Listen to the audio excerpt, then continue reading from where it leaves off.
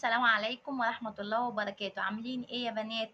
يا بنات، جبت النهاردة زيت ازايز من عند السوبر ماركت. جبت ازازة زيت، تمام، وجبت كمان كيلو زيت سايب. انتوا طبعا عارفين الغلا اللي احنا فيه، اللي هو ايه الزيت ده.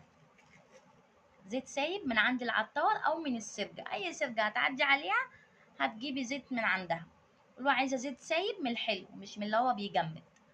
وقلت اجرب واشوف فعلا الفرق بينهم ايه. ناس كتير بتقول ان الزيت السايب ده اوفر واحسن، وناس تانية بتقول الزيت الازايز احسن، والاتنين زي بعض واوفر. لا، الاتنين مش زي بعض خالص. فقلت خلاص نجرب كده مع بعض ونشوف النتيجة هتطلع ايه. النتيجة بقى بجد طلعت غريبة. تابعوني بقى في الفيديو للنهاية وهتشوفوا بنفسكم الفرق كبير.